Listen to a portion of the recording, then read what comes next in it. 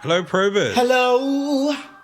Welcome to But It Was Aliens, the extraterrestrial comedy podcast from two former MIBs. We asked too many questions.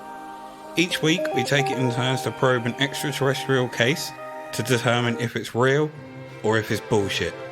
And on occasion, just to make each other laugh. I'm your host for today, Granville Moonwalker, and he is a prick. He is Kevin the Grey. What's happening, son? I ain't got no panties on. He ain't got no panties on. Said I ain't got no panties on. You ain't got no panties on. Panties.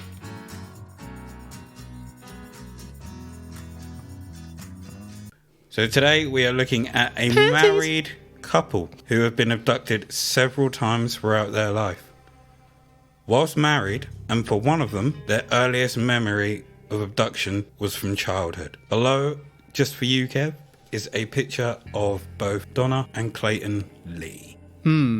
These two look like miserable bastards.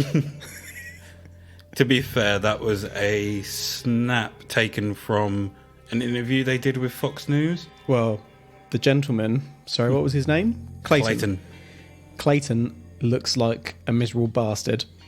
He doesn't look happy, does he? Not at all. Like, there's no joy to be found in his face whatsoever. Meanwhile, Donna looks like she's been taken, or had her photo taken in the middle of a serene moment, so she looks a little bit... She looks like she's not overly happy, but also a little bit mischievous. Mischievous Donna? Yeah, she doesn't look like an unhappy person per se, whereas he just looks like all life sucks away. Miserable fuck. He is the most miserable looking man I've literally ever seen. My gosh, the more I look at him, the more I want to jump off a bridge or something.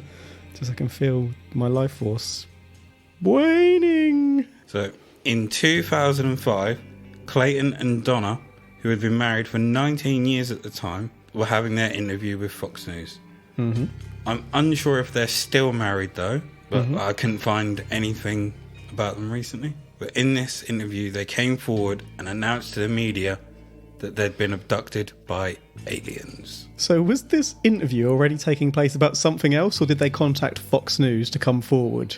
I think they went forward with the news, and Fox News were like, come on and do an interview. So if I contacted Fox News and was like, I've got a story to tell you guys, would they turn up at my door? Who knows? Give it a try. I'm going to Google Fox News' number after this episode. Do it. What the fucks? But the Lees weren't in hysterics. And well, he clearly wasn't, was he? Bloody hell. And it didn't seem to them to be a joke. No shit. Because this had been happening throughout their marriage, and for Clayton, from as long as he could remember. His whole life. They could have given him a sense of humour, couldn't they? They could have. Now, during the interview, the interviewer says, when you first tell people you've been abducted, most people would say you're a nut. You're a nut! Find that quite rude. You would do, you nut. But during the interview, you could also tell that he's trying not to smile when he says it. Oh, they're the best interviews. He's trying to fight that smile. They were asked, why would you even come forward? Wouldn't you keep something like this to yourselves? I mean, would you? No, I'd tell you.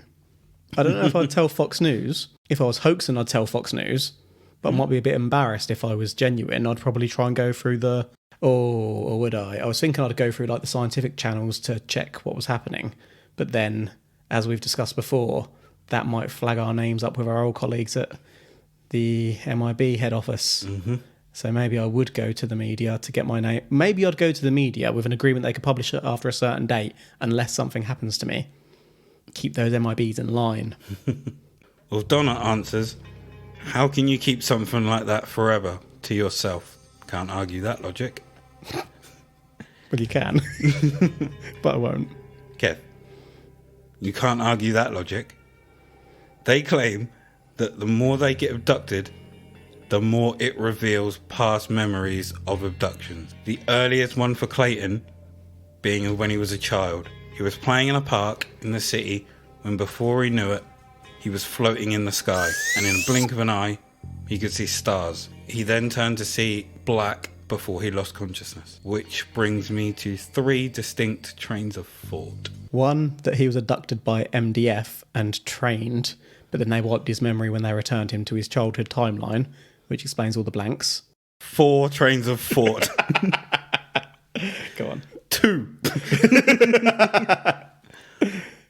What kid goes to the park to play on their own? The shit ones. I'm sorry, lonely children. I didn't mean that. You'll make friends. So the aliens immediately knew that they could take him for a short amount of time without anyone knowing. He was the easy target, yeah. Exactly. Fair game. 3. If he was there with other kids, then that clearly means aliens have some kind of technology to freeze everything within a specific location. Ice to see you.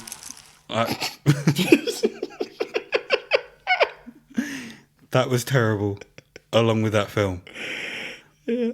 Imagine a giant invisible dome over London. Now, before you enter the dome, everything's normal and looks fine. As soon as you pass into the dome, boom, you're frozen. Then they remove it, everything goes back to normal. So you said, imagine a dome. Immediately, I found myself within the crystal maze. I've done the crystal maze. It's awesome. We should go once we're able to move around the country. Yeah. And 4. They have a giant neuralizer and just neuralized everyone once they'd taken him. I like that. Yeah. I'm in. He's miserable because he's got no happy memories. They've all been neuralized. Everything. He's been neuralized. Sorry. Clayton also still has a scar on his torso, which he has no recollection of how he got it. None. These little maybe tall bastards cut him. Little maybe tall. He's been neuralized. Or he's been neuralized by the MDF. Or it was just they took him because he had no friends. Well, again, he was an Easy easy pickings. target. But then did he have no friends? Because he's had all his memories taken away. Doesn't remember them. He doesn't remember them. Or he has no experiences to share to make friends. Because he has nothing to talk about because he can't remember nothing. Also a good point. Or, so it's aliens, right? Or, I'm just about to branch off into my first non-alien theory. There's some heavy abuse of alcohol, or perhaps even domestic abuse within this marriage. One of them is pulling along the other one. Make sense? So who's beaten? No. Who's beating who? Yeah, It doesn't even have to be beaten. One could be drugging the other one. One could be... I mean, it's pretty shitty behaviour. One could have, like, a part of whoever it is. some sort of condition, like a neurological condition or epilepsy. And the other one's like twisting it to their own narrative to keep them under their spell because they're a controlling bastard. I'm going Clayton on that one because he just looks so fucking miserable. But then maybe he's being controlled. Maybe it's the MDF. Well, these abductions also awoke a deep, tragic memory inside Donna as well. On one occasion, she was taken aboard a strange alien craft and a fetus was removed from her body. Ah. Following this harrowing encounter, Squelch. she was no longer pregnant. That must have been horrendous for her, both physically and mentally. And it must have had an impact on Clayton to some extent too. I really, really hope that A, they're not completely bullshitting because that's a horrendous thing to joke about, and B, that he's not abused her and made her think that she's lost a child, because that's also horrendous. The aliens take Clayton as a child, and later on in life they come back for his child. What is it with this man and them resorting to kidnapping? Did they clone him as a child and have now taken his child to study? That's 5 theories. Is he the alien clone and the real Clayton is somewhere in the stars? 6. Or, do you remember that lady, was her name Stephanie or something? The one you studied who was a magnet for aliens?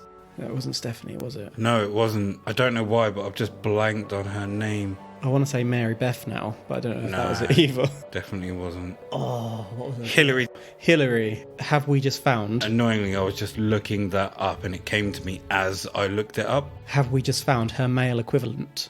This man is like catnip, only not to cats. But He's like alien nip. the extraterrestrial. Oh, don't play with your nipples again. Alien nip. So these beings stole their child. Yeah, that's grim. I don't really want to focus on that. Donna describes the being she saw on this occasion as being tall, slender, blonde, No. human-like. No. Sound familiar? It's always the bloody Nordics. Tall whites or Nordic aliens, whichever you want to call them. Nordic. She says they didn't use their mouths to communicate though. Ooh. So either they didn't want to communicate with her or they speak to each other through thought. Or they just can't remember because they can't remember. They're gradually remembering more and more abductions. Perhaps the speech will come at a later date. It's quite possible. Maybe they wrote in books. Should go on a hunt for the books. A hunt to a haunted mansion full of books. Nope. Those books can stay there. She gon' shit his panties. I won't have no panties on. Is your drink an award there, Matt? I just raised it and then didn't do anything with it. I was about to drink and then knowing you were about to make me laugh, so I put it down. They were also asked if they were worried about being taken again. This is a pretty good interview, isn't it? Mm-hmm. Like, they're asking the questions that you would want answered. Absolutely. So Donna's response was that she wasn't, because she's here now, so it must mean that they always bring her back. When she was asked, what if they don't next time, she just says, maybe they will, maybe they won't. She's non-committal like you. Son, I commit. Maybe I do, maybe I don't. You've got an answer out of me for each case. That's only because I force you. Son, you've got an answer from me for each case. Maybe I have, maybe I haven't. Before they decided to make this public, they sought the help of one Susan Clancy. Ah, Susan. She sounds like a trustworthy lady. She does indeed. Sue. Such a lovely name, isn't it? Just Sues are always lovely. Have you ever met a Sue that wasn't lovely? Exactly. Oh, Sue. I want to think of the name of... what's the name of the English teacher? I can't say it without saying her name, which then obviously... Yeah, we can't. God damn it. It's going to annoy me now. No worries. All Sues are lovely. Well, I'm not sure if she was a Sue, but if she was a bitch. So not all Sues. She wasn't a Sue. Before they decided to make this public... Oh, I've already done that. Susan. Susan. Susan is a Harvard University psychiatrist. Ooh. Susan used hypnotic regression to help the couple gain more insight into what happened to them and the experiences that they are having. Well, you're about to shoot this investigation in the foot, aren't you? It always goes to the regression, doesn't it? Yeah, as soon as they bring in hypnosis, those bullshit detectors start tingling. Both had their sessions separately. Good process. But both recalled similar experiences and even drew similar pictures. Unfortunately, I can't show you any of these as I was unable to find any. Bugger. That's not at all suspicious. But in one of these sessions, whilst under, Clayton screamed out, "Stop touching me!" Clayton screamed it out. Yep. Okay. So he's now turned into the victim in my eyes, which now makes sense as to why he's so miserable. Okay. In my alternative theory. So you have a main theory and alternative theory. I've got a left wing and a right wing. What's in the middle? Me.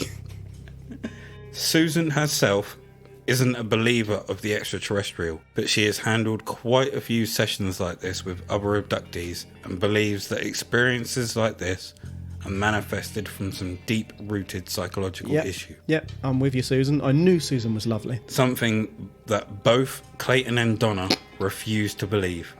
Of course they do. It's easy to say this about a single individual, but how can you make that claim about a married couple? How can they be reiterating very similar information under hypnotherapy, and how can it be rooted to the same psychological issue? That just didn't add up to them. And you know what? It just doesn't make sense. It doesn't add up to me either.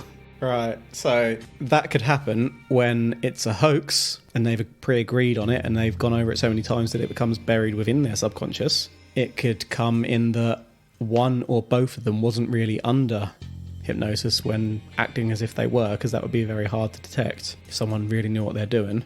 Mm-hmm. And so either they're trying to make this story up and convince people, or one of them has abused the other one so much that they've convinced them that it's happened. It could be, like she says, a psychological break, So, Sir?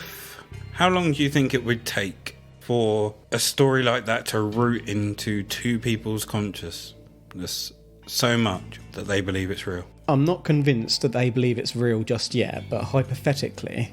Because if they're under hypnotherapy... Minutes, potentially. But then, I suppose it's if they're actually under. I think it's really subjective and depends upon what's happened leading into that.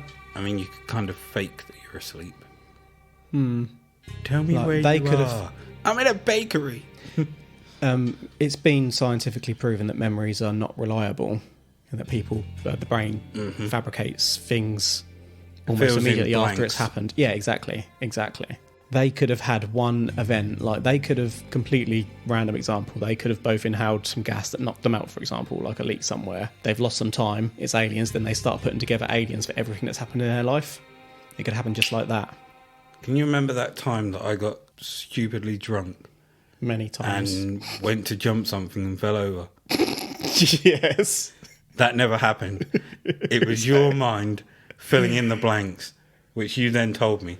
So There that's was bullshit. there It was- never happened. There was a witness to that other than me, though. Game!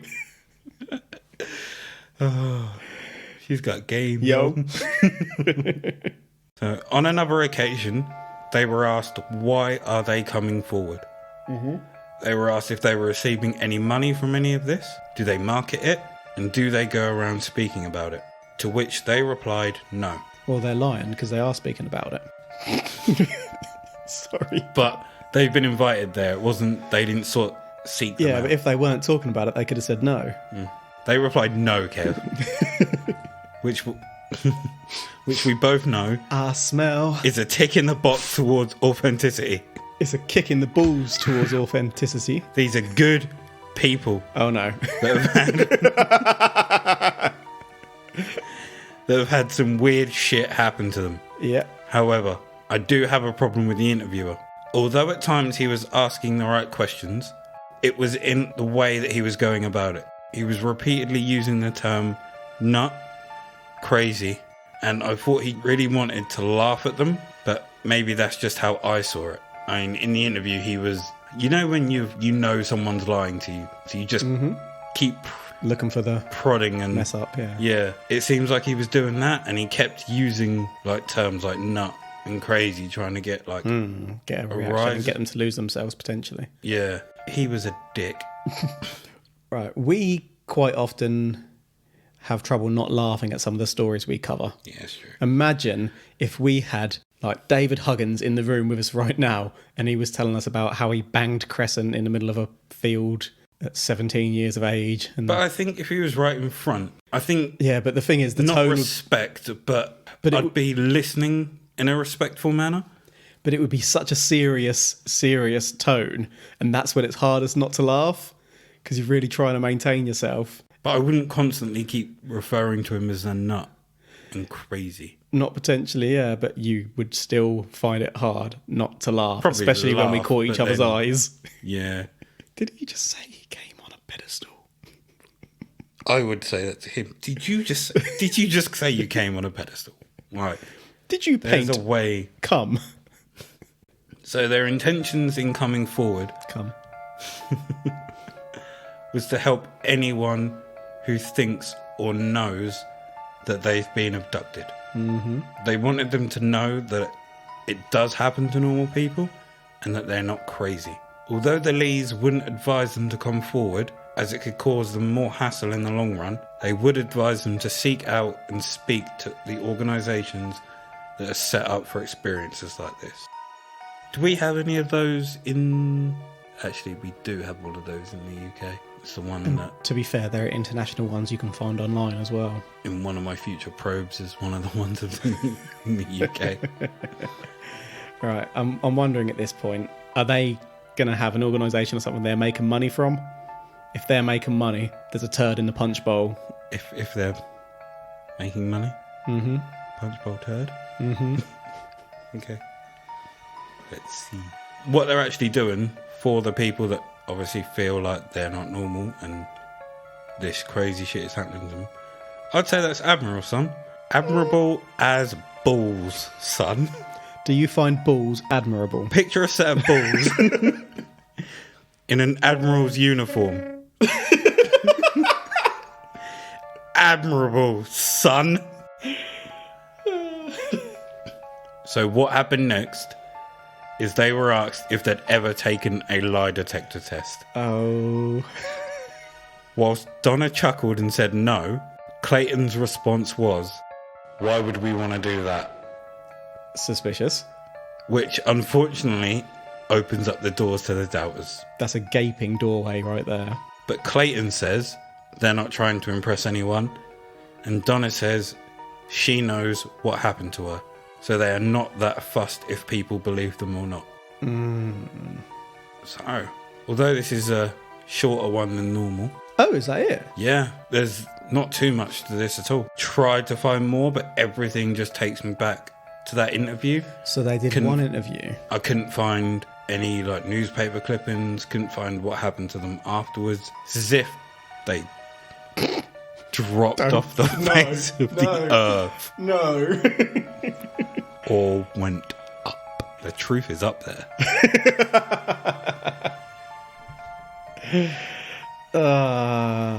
So they didn't make any money off it that we know of, unless they've got shares in an organisation, but they aren't saying it in this interview, and they just did it to raise awareness. But this also could have been a hoax. They could have been dared to do this by some friends, hence why they didn't do anything else afterwards. If you were raising money for an organisation, wouldn't you mention it? Not necessarily, because you're pointing people in the direction of organisations without making it obvious that you're doing it. Unless you are the leading organisation.